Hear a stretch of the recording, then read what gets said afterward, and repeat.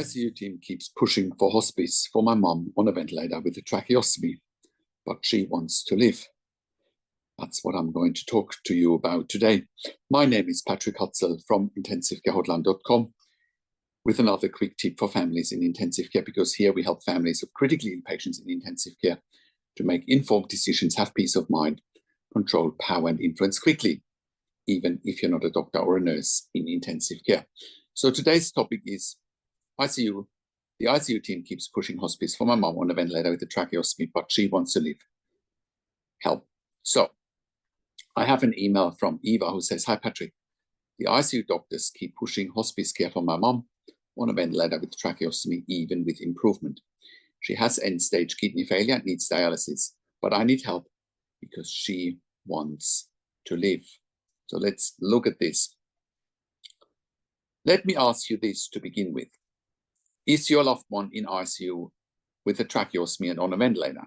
Has the ICU team told you there's nothing more we can do, or she has no quality of life, or you should consider hospice care? Even worse, are they saying that even though your mum is improving? Well, unfortunately, you're not alone.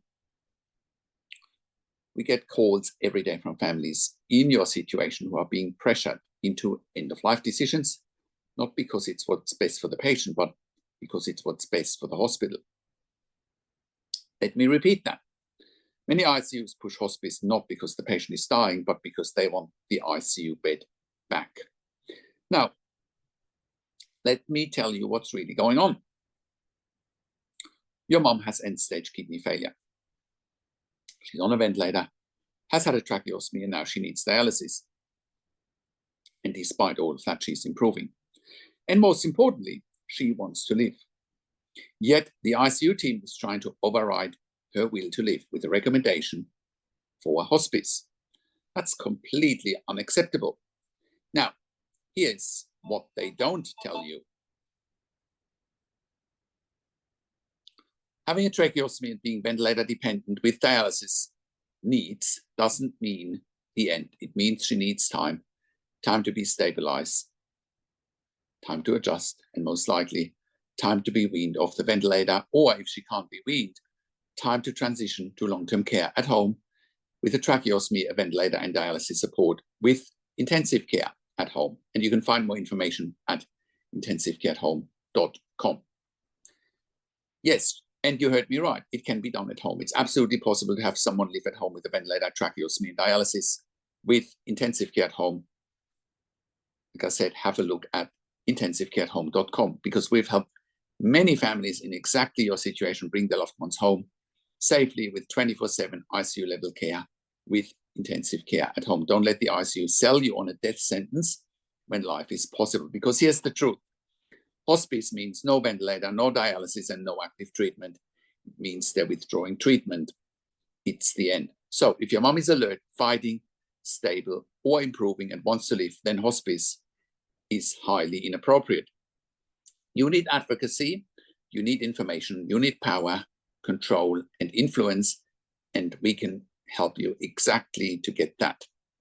Now, if you're in this situation right now and you don't know what to do, go to intensivecarehotline.com and call us on one of the numbers on the top of our website, or send us an email to support@intensivecarehotline.com, and we'll help you create a step-by-step plan to either keep your loved one alive, supported in ICU, or start the process to bring them home with 24/7 intensive care nursing at home with intensive care at home. Like I said, more information at intensivecareathome.com.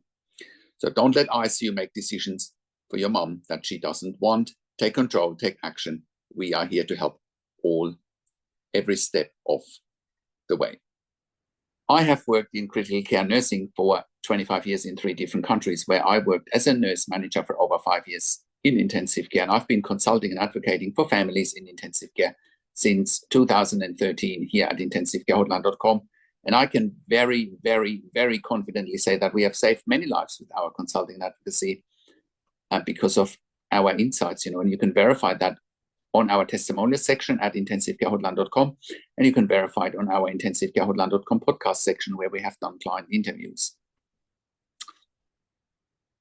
And because our advice is absolutely life-changing, right?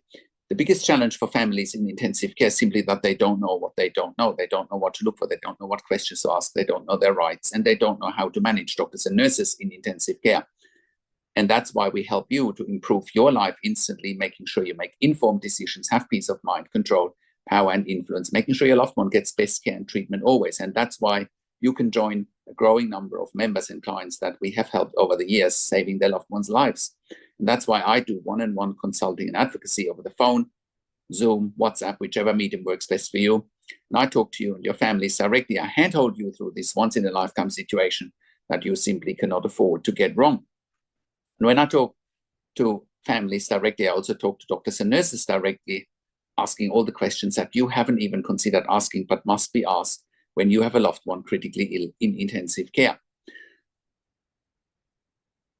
I also represent you in family meetings with intensive care teams. We also do medical record reviews in real time so that you can get a second opinion in real time.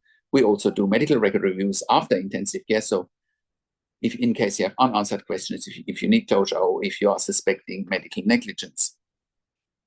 We also have a membership for families of critically ill patients in intensive care, and you can become a member if you go to intensivecarehotline.com, if you click on the membership link, or if you go to intensivecaresupport.org directly.